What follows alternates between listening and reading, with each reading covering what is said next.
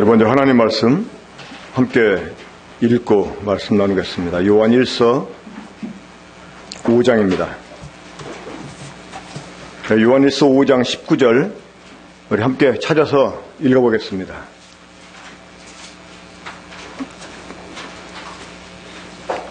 요한 1서 5장 19절입니다. 함께 읽겠습니다. 시작. 또 아는 것은 우리는 하나님께 속하고 온 세상은 악한 자 안에 처한 것이며, 온 세상은 악한 자 안에 처한 것이며. 자, 이 악한 자가 누구죠? 바로 마귀죠. 마귀. 자, 히브리서 우리 지난 수요일 날 공부했는데 그 2장 14절에서 이 마귀를 어떠한 존재로 표현했습니까? 죽음의 세력을 잡은 자. 다시 말하면 이 죽음이라고 하는 왕국의 이 세력을 잡은 자로 이 마귀를 말했습니다. 자, 그런데 이 로마서 5장 12절 말씀 보면 한 사람으로 말미암아 죄가 세상에 들어오고 죄로 말미암아 사망이 와서 사망이 모든 사람 위에 왕노릇하게 되었다. 이렇게 말씀하고 있습니다. 이 죽음의 세력을 잡은 마귀가 죄로 말미암아 인간을 넘어뜨리고 이 세상 속에 들어와서 이 세상의 새로운 지배자가 됩니다. 그러니까 다시 말하면 세상은 이 마귀에게 정복을 당했다, 이렇게 말할 수가 있겠습니다. 자, 그래서 이 마귀를 에베소 2장에서는 이 공중 권세를 잡은 자다, 이렇게 말합니다. 한번 우리 에베소 2장을 보겠습니다. 에베소서 2장.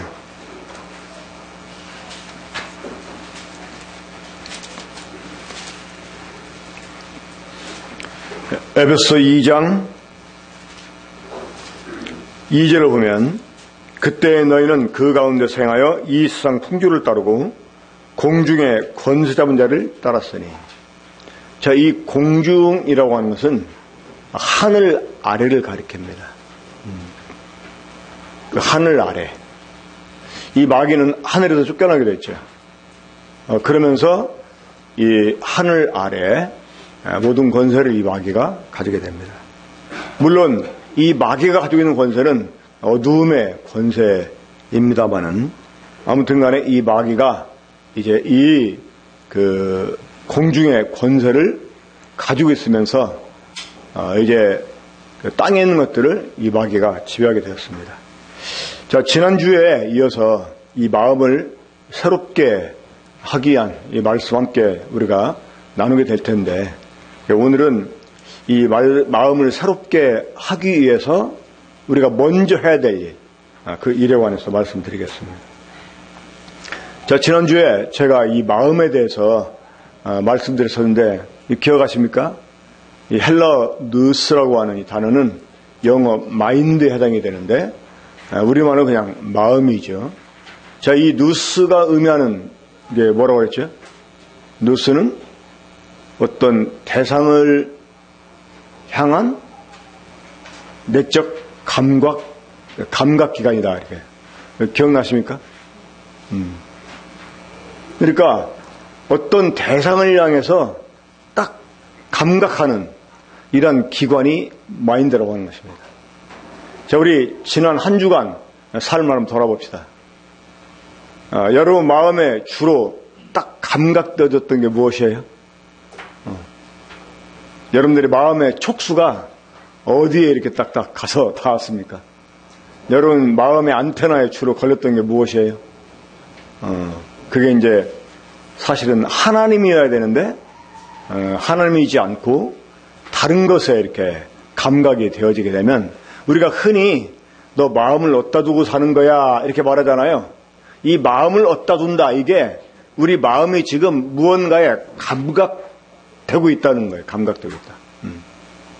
그 감각되고 있는 거, 거기에 따라서 우리가 이제 우리의 마음을 빼앗기게 되고 우리의 시간을 빼앗기게 되고, 그러면서 이제 우리가 그것을 또한 위해서 행하게 되는 것이죠. 자, 우리가 이런 그 마음을 새롭게 해야 되는데, 이 마음을 새롭게 하기 위해서 예를 들어 여러분 이제 그 겨울이 지나고 봄철이 되면 많은 집들에서 대청소를 하잖아요. 대청소를. 정말 막 대대적으로 집안 한번 뒤집어 보자 해가지고 청소를 시작하기 전에 뭘 합니까? 근데 불필요한 짐들을 내어놓고, 그렇죠. 사실 보면 이사할 때 보면 1년 내내 한 번도 사용하지 않은 물건들이 참 많이 있어요. 물론 그게 어떤 때 필요할 때도 있긴 해요. 하지만 없어도 되는 건데 우리가 가지고 있는 것들 얼마나 많이 있습니까? 그런데 이사할 때 보면 그걸 많이 또 버리기도 하고 그러잖아요. 먼저 이 불필요한 것들을 제거하는, 내어놓는 이런 일을 우리가 하게 됩니다. 우리가 우리 마음을 새롭게 하기 위해서 먼저 해야 되는 일이 있어요. 어떤 일이냐? 우리 로마서 2장을 다시 보겠습니다. 아까 연보에 대해서 감사하기 전에 읽었던 그 말씀이었죠. 어떤 형제님이. 자, 로마서 12장 1절부터 2절 한번 함께 읽겠습니다. 함께 읽겠습니다. 시작. 그러므로 형제들아, 내가 하나님의 모든 자비하심으로 너희를 권하노니 너희 몸을 하나님이 기뻐하시는 거룩한 산제사로 드리라. 이는 너희가 드릴 영적 예배니라. 너희는 이 세대를 본받지 말고 오직 마음을 새롭게 함으로 변화를 받아 하나님의 선하시고 기뻐하시고 온전하신 뜻이 무엇인지 분별하도록 하라. 하나님께서 우리를 구원해 주신 이유는 단순히 지옥을 면하고 하나님 나라에 들어가게 하기 위함이 아니라는 거 우리가 다 잘 알고 있습니다. 하나님이 창세 전부터 그리스도 안에서 계획하셨던 그 하나님의 목적하시는 바가 우리에게 이루어지게 하시려고, 그 실패한 우리들에게 그 기회를 다시 얻게 주시려고 구원해 주신 것입니다. 그래서 우리는 이런 하나님의 뜻에 따라서 우리 몸을 이제 하나님께 드려서 우리가 이 몸을 가지고 사는 동안에 정말 그 하나님의 목적에 우리가 점점점 다가가야만 됩니다. 이것이 우리들의 몸을 산 제물로 드린다고 하는 그런 의미가 됩니다. 그러니까 이 구원은 이 삶으로 증명이 됩니다. 이 삶으로 드러나게 됩니다. 이 하나님이 기뻐하시는, 이 기뻐한다는 말은 하나님 마음에 든다는 그런 의미라고 했잖아요. 그러니까 구원받은 이후에 하나님 마음에 드는 이런 삶을 사는 것, 이것이 바로 우리들의 몸을 산 제물로 드리는 것입니다.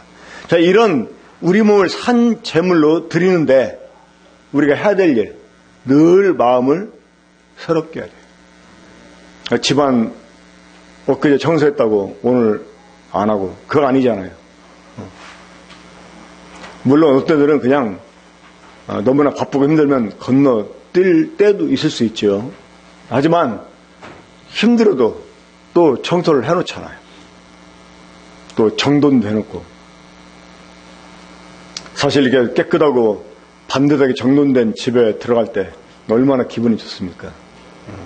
그러니까 우리들의 마음을 그렇게 늘 새롭게 해야 되는데 이 마음을 새롭게 하는 일에 막대한 지장을 갖게 하는 게 있다는 것입니다. 그게 무엇일까요? 바로 이 세대입니다. 이 세대. 너희는 이 세대를 본받지 말고 이랬는데 우리 마음을 새롭게 하는 일을 방해하는 게 있어요. 이 말은 다른 말로 하면 우리들의 몸을 산 제물로 드리게 하는 일에 방해하는 것들이 있다는 것입니다. 그게 뭐냐? 바로 이 세대라고 하는 것입니다. 다른 말로 하면 이 세상이라고 할 수 있죠. 자, 그럼 오늘은 좀 이 세대 또는 이 세상에 대해서 함께 우리 공부하는 시간을 갖도록 하겠습니다. 자, 아까 우리가 요한 1서 5장 19절에서 본 것처럼 이 세상은 누구에게 속해 있어요? 악한 자. 이 악한 자가 누구입니까? 바로 마귀입니다. 자, 그러면 이 세대와 세상은 무엇을 의미할까요? 자, 이 세대라고 하는 말, 이 헬라어로 아이온인데 이 아이온이라고 하는 말은 그냥 어떤 단순한 시간을 가리키기도 하고, 이것이 때로는 그 아주 오래전의 시간, 또 때로는 아주 먼 미래의 시간, 때로는 끝없이 펼쳐지는 어떤 시간을 이렇게 표현할 때 아이온이라는 말이 사용이 됩니다. 그리고 이 아이온이라는 말은 이 시간과 관련해 가지고 아주 다양한 이런 의미로 사용이 됩니다. 심지어 막 영원하다 할 때도 이 아이온이라는 말이 사용이 됩니다. 하지만 우리가 좀 이 시간을 이렇게 한정적으로 표현한다면 아이온은 어떠한 그 시간이냐? 그러니까 태초부터 그 하나님의 심판 때까지, 이때가 바로 이 세대입니다. 다시 말하면 이 세상이 존재하기 시작할 때로부터 멸망이 될 때까지의 기간, 이게 바로 이 세대라고 하는 것입니다. 이해가 되십니까? 그러니까 이 세대는 세상이 존재하기 시작할 때로부터 세상이 맞춰질 때까지. 그러면 세상은 무엇일까요? 이 세상은 이 세대 속에 존재하는 하나의 어떤 체계입니다. 체계. 그러니까 이 세상이라는 말은 헬라어로 무엇일까요? 여자들이 좋아하는 가을에 피는 꽃 있죠. 하늘거리면서. 무슨 꽃입니까? 코스모스. 예. 헬라어로 코스모스라는 말이 세상이에요. 코스모스. 왜 코스모스라고 했을까요? 사방팔방으로 이렇게 딱 이파리가 펼쳐져 있잖아요. 그러니 코스모스인데, 이 코스모스라는 말은 세상입니다. 이 말은 다른 말로 우주를 가리키기도 해요. 우주. 하지만 이 세상이라는 말이 나타내는 더 깊은 의미가 있는데, 그게 뭐냐면 조직입니다. 조직. 그러니까 그 질서 있게 조화가 된 세계, 이게 바로 코스모스예요. 근데 이 코스모스가 언제 존재합니까? 이 세대의 기간 동안 존재한다는 것입니다. 자, 그런데 그래서 이제 이 성경은 이 세대와 세상을 때로는 구분을 안 해요. 같은 개념으로 사용을 합니다.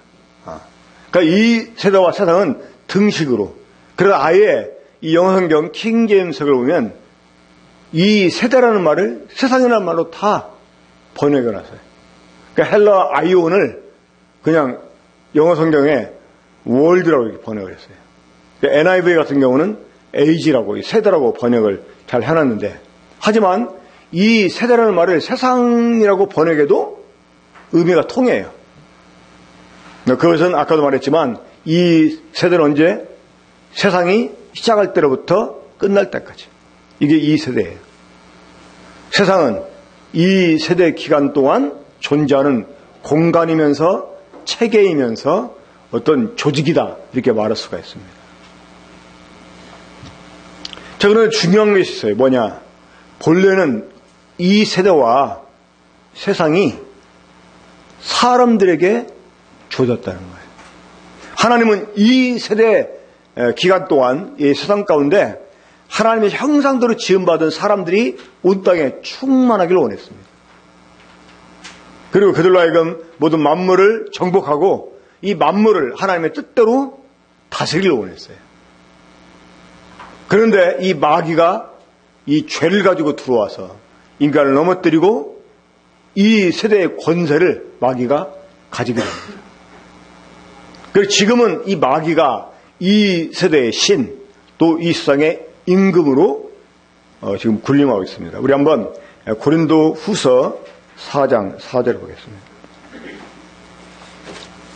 자, 고린도서 4장 4절을 보면 마귀를 신이라고 이렇게 말하는데, 어떤 신? 4장 4절을 보게 되면 그 중에 이 세상의 신이라고 말하고 있는데, 이 세상의 신이 믿지 아니하는 자들의 마음을 혼미하게 하여 그리스도의 영광의 복의 망치가 비치지 못하게 하매니 그리스도는 하나님의 형상이니라. 이 우리말 성경 이 세상의 신 했는데 원래 원어로 보면 이 세대의 신입니다. 이 세대의 신. 그러니까 이 세대 기간 동안 마귀가 신처럼 군림하는 거예요. 그러니까 이 세대 속에서는 누가 하나님이냐? 마귀가 하나님이에요. 그리고 요한복음 14장 30절을 보면,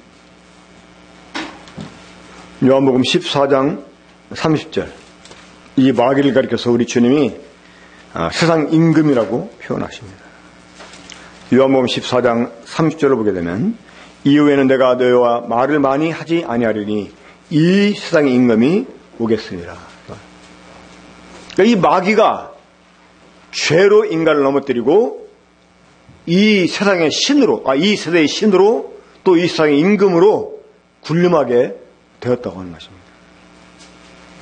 그러면서 이 세대 속에서 이 세상 가운데서 마귀가 이 죄의 흐름을 가지고 사람들을 계속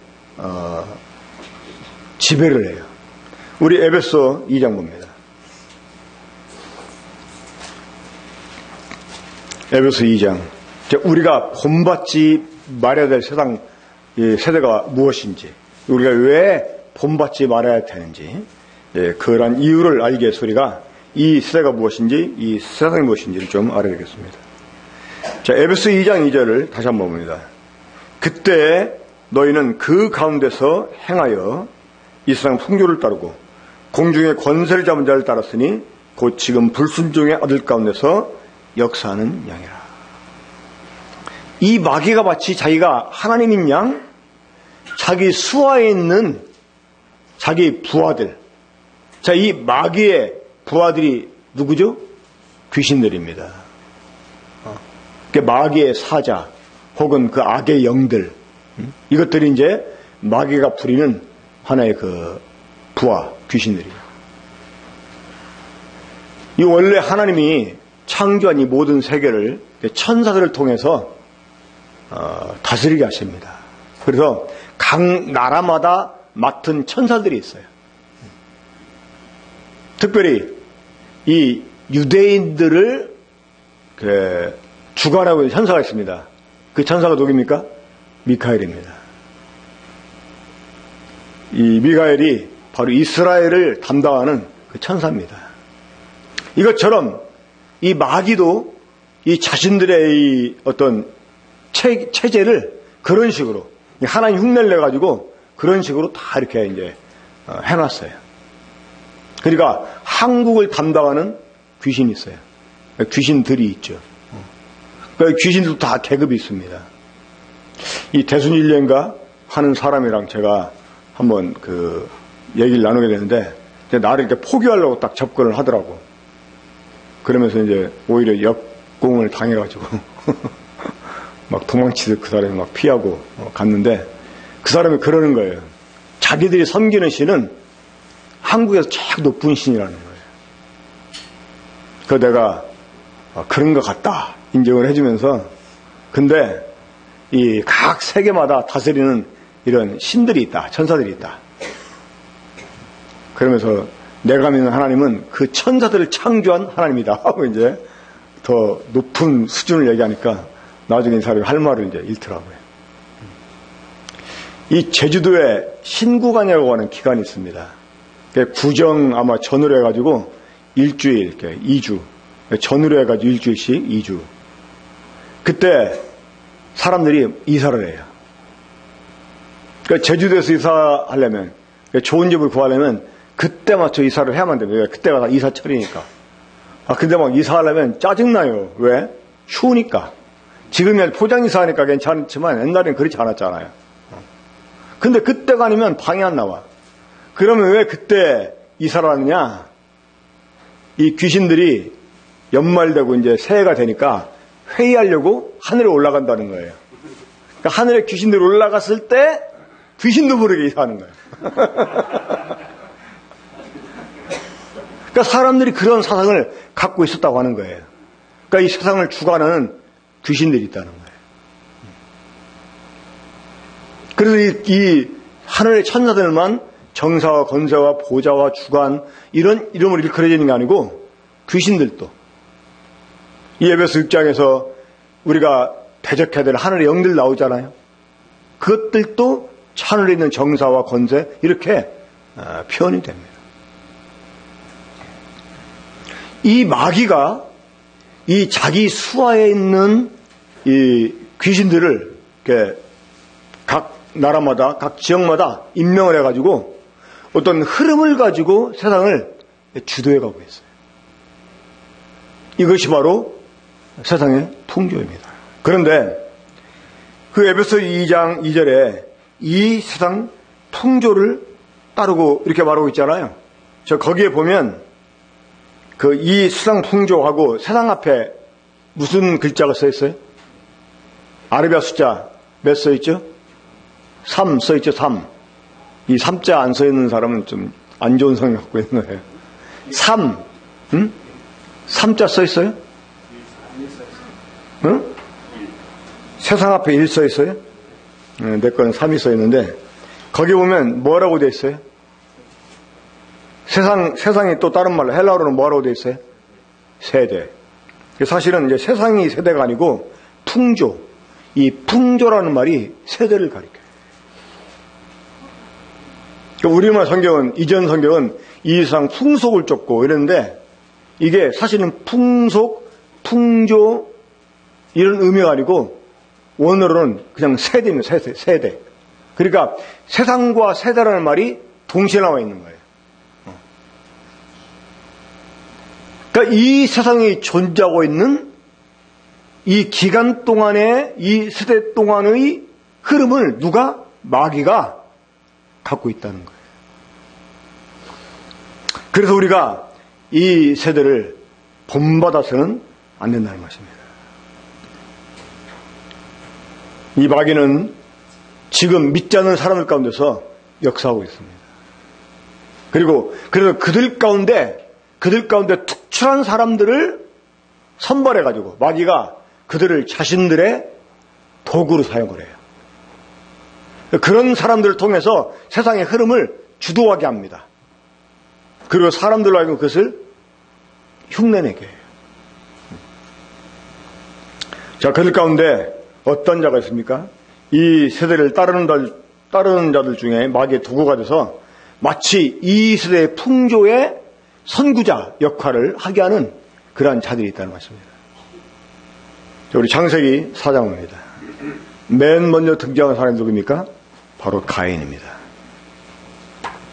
이 가인과 가인의 후예, 이 사람들이 이 세대의 흐름을 주도합니다. 자, 이 마귀가 이 세대의 흐름을 주도한 일에 가장 기본적으로 사용하는 게 있습니다.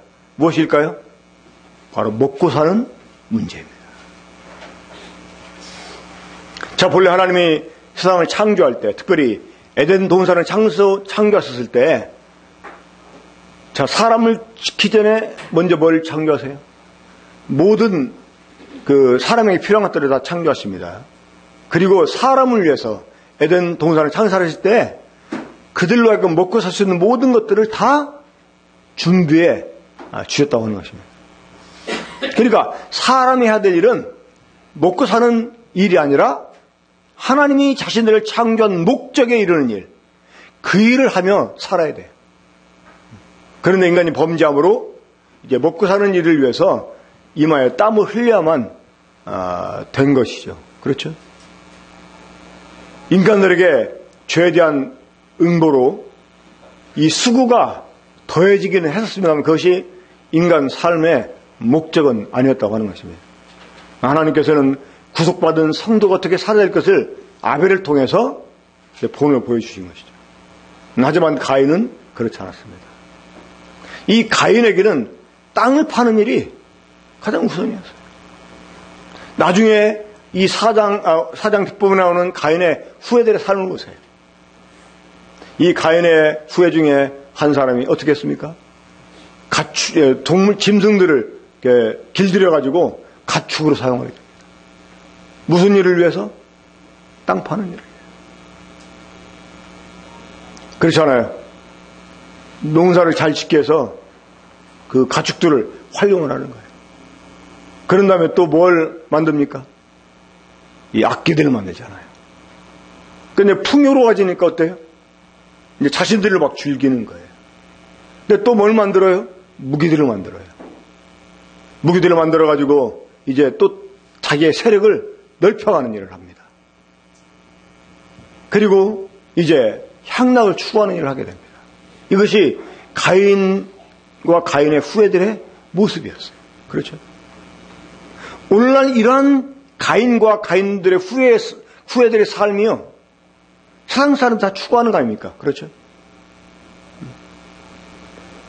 먹고 사는 일, 그 일의 안정을 추구하고, 그 일의 번영을 추구하고, 이제 하다 보니까 즐기고, 그러면서 만족 못하고 계속 점령하려고 하고, 이것이 오늘날 이 세상 사람들의 추구하는 바가 아닙니까? 그렇죠?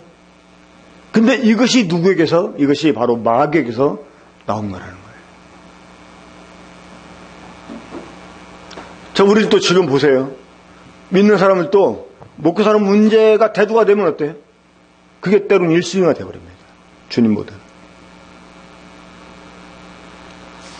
자, 그런데 이제 5장, 이 창세기 5장에 넘어가면 누가 나옵니까? 이 하나님이 아벨 대신 주신 아들, 셋의 후예들이 나옵니다. 그렇죠? 그런데 나중에 노아 때에 이르러서, 여러분, 하나님이 홍수로 세상을 심판하실 때 가인의 후손들만 멸망당한 게 아니었어요. 이 셋의 후손은 또 멸망을 당했습니다. 그렇죠? 정말 서글픈 일입니다. 이 가인의 후손들만 멸망당한 게 아니고 셋의 후손들 다 멸망당했다는 거예요. 오직 노아와 그 가족 외에 구원받은 사람이 없었어요. 하나님이 다 쓸어버려만 됐어요.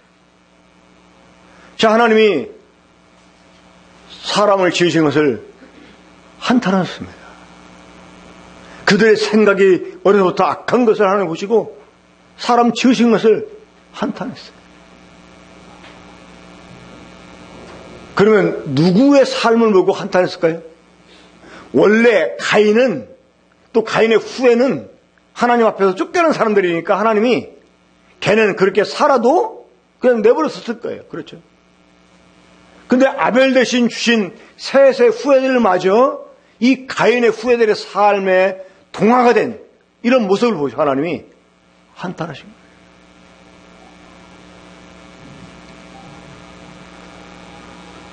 이 노아와 그 가족 외에 남은 사람이 없었다는 사실이 우리들에게 너무나 큰 슬픔을 갖게 합니다. 자, 그러면 이 세대를 따르는 자 중에 또 마귀의 투고가 되는 두 번째 사람이 누구일까요? 세상에 있는 사상가들, 혹은 정치가들, 혹은 연예인들입니다. 특별히 인기인들. 우리 한국처럼 이 대중 매체, 대중 전달 매체, 이 매스미디어, 이 방송에 영향을 받는 나라가 참 드물어요. 우리 한국 사람은 확실히 냄비 근성이 있어가지고 누가 뭐 한다 그러면 그게 막 선풍적으로 막 이렇게 사람들이 몰려들고 그걸 일으킵니다. 영업하는 것도 그래요. 누가 뭘로 해서 돈 벌었다 그러면 막 너들어도 막 다 해. 그러다 또 이제 정리가 되고. 뉴질랜드 있을 때 한국에 나왔는데 여자애들이 입고 다니는 옷을 보니까 그때는 떡볶이 단추라고 하는 그 코트, 그거 안 입은 사람이 없어요. 그 독창성이 없어요. 뭐 유행한다 그러면 막 다 입고. 저도 가지고 있었나 하는 요즘 벤치 파카라고 해가지고 운동선수도 아닌데 운동 코치도 아닌데 우리 긴 파카 다 입고 있잖아요. 물론 추우니까 입을 수가 있는데 이게 또 안 입어주면 유행에 또 뒤떨어진 사람이 되는 거예요. 물론 저는 그래서 입은 건 아닙니다만. 아무튼 이 유행을 선도해가는 사람들이 있어요. 어떤 사상의 흐름을 선도해가는 사람들이 있어요. 지금 점점 근데 이것들이 세상에 만연되다 문제는 성도들마저 여기에 자기도 모르게 동화가 된다는 거예요. 자, 지금 우리 여기 이제 그 군포 예배당에 남자애가 머리를 새노랗게 물들여 왔다. 그럼 아마 여러분들 보시기 어떨 것 같아요? 어떤 자매 하나가 머리를 빨갛게 물들여 왔다. 보시면 어떨 것 같아요? 쟤 왜 그래? 하고 막 누구는 막 데려다가 또 권면도 하고 그럴 거예요. 그런데 너도라도 다 그렇게 하면은요, 나중에는 염색 안 하면 이상하게 보여요. 뉴질랜드에서 좀 그런 부분에 이제 그 나라는 좀 관대하니까. 보면 유학 오는 애들 다 막 그렇게 또 하고 와요. 어떤 애는 아예 막 한국에서부터 딱 하고 와. 제가 아는 사람 하나가 그 유학생 관리하는 사람이 있었는데, 이제 새로 애가 오는데 공항에 이렇게 마중나러 왔나 봐요. 근데 저도 이제 무슨 일 때문에 공항에 갔는데, 이제 그 사람과 함께 사람 기다리고 있는데, 자기가 이제 관리되는 애가 딱 왔나 봐. 근데 막 완전히 막, 뭐 완전 이 금빛 머리를 하고 왔어요. 그러니까 그 사람이 골 때리네. 그러더라고. 근데 거의 애들이 막 그래요. 제가 있던 교회도 그런 애들이 참 많았어요. 그러다 보니까 나중에 이제 제 눈에 그게 익숙해지니까 오히려 그런 머리가 하나도 없는 게 이상해. 그렇게 되더라 그 말이에요. 그러니까 이런 것들이 이것이 불합리한 건데도 불구하고 세상에 많은 데 있으면 정말 동성연애도 그렇고 그렇게 될 거예요 나중에. 뭐 혐오스러워하던 것들이 나중에는 자연스럽게 그럴 수도 있지. 이렇게 되면서 이제는 내 자녀가 그렇게 해도 또 내가 그렇게 해도 아무렇지 않게 될 수 있다는 것입니다. 우리가 이것을 경계해야 돼요. 그것들이 내 마음속에 들어와 있는 상태에서 내 마음을 절대로 서럽게 할 수 없다는 것입니다. 그 쓰레기를 치우지 않고 쓰레기를 방 안에 놔두고 계속 진공청소기 돌리고 걸레질을 해보세요.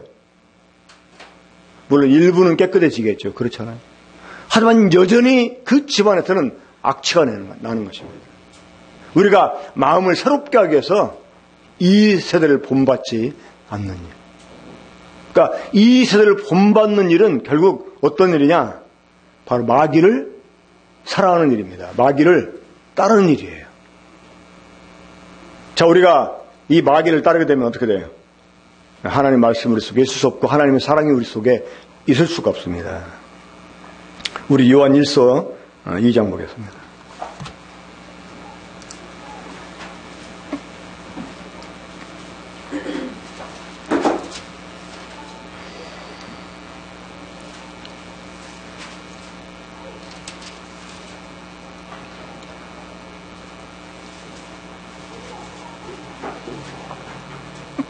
요한일서 2장 15절입니다. 함께 읽겠습니다. 시작. 이 세상이나 세상에 있는 것들을 사랑하지 말라. 누구든 세상을 사랑하면 아버지의 사랑이 그 안에 있지 아니하니. 16절까지. 이는 세상에 있는 모든 것이 육신의 정욕과 안목의 정욕과 이생의 자랑이니 다 아버지께로부터 온 것이 아니요 세상으로부터 온 것이라.